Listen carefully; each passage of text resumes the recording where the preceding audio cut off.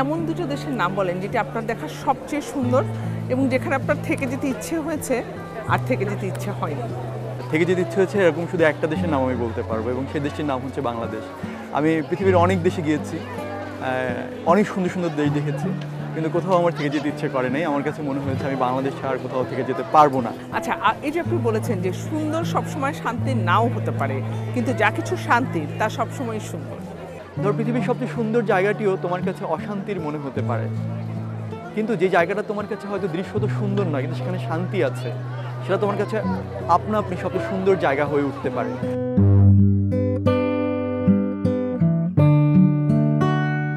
দর্শক, আপনারা দেখছেন কমিউনিটি ব্যাংক নিবেদিত আমার প্রিয় বই, আর আজ আমার প্রিয় বই সাদাত হোসেনের যেতে যেতে তোমাকে ঘুরাই।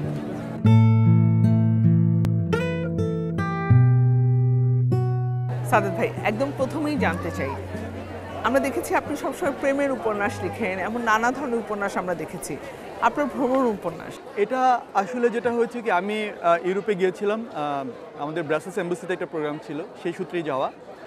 তখন আমি ভাবলাম যে ঠিক আছে, যখন ইউরোপে এসেছি তখন আরও অনেক জায়গায় দেখে যাই। তো তখন গেলাম আমস্টারডামে, এবং তারপর লুক্সেমবার্গ, তারপরে ডুসেলডর্ফ, তারপরে কোলোন, ফ্রাঙ্কফুর্ট, প্যারিস, ইতালির ভ্যানিস, মিলান, রোম, প্রচুর জায়গায় গিয়েছে। তো যেতে যেতে আমার কাছে প্রথমে মনে হয়েছিল কি, এখন তো সবাই ভিডিও ব্লগ বানায় কোথাও ঘুরতে গেলে, তো আমিও কিছু ট্রাভেল ব্লগ বানাবো। কারণ আমি যখন কোথাও যাই তখন আমি ওই জায়গাটি সম্পর্কে পর্যাপ্ত পড়াশোনা করে তারপরে যাই, এবং জেনে গিয়ে আমি তখন করেছিলাম কি, ভিডিও ব্লগ বানানোর চেষ্টা করেছিলাম। কিন্তু আমি দেখি যে এটা আমাকে দিয়ে হবে না, কারণ এটা অনেক কষ্টকর।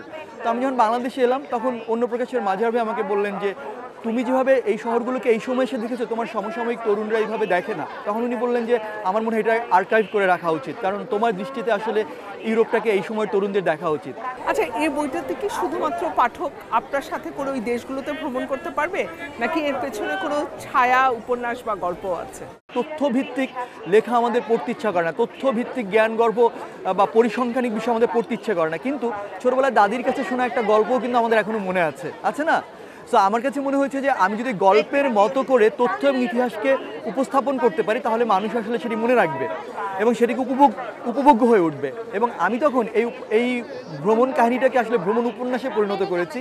এখানে কি অনেক কাল্পনিক চরিত্র আছে, এখানে অনেক গল্প আছে, অনেক রোমান্স আছে, রোমাঞ্চকর ঘটনা আছে। মানুষ পড়তে গিয়ে হঠাৎ আবিষ্কার করবে যে তারা আসলে আমার সঙ্গে শুধু ভ্রমণই করছে না, তারা একটা উপন্যাস পড়ছে, এবং সেই উপন্যাসের হয়তো আমি একটা চরিত্র। তার মানে পাঠক কি যেতে যেতে সাদাত হোসেনকে কুড়বে?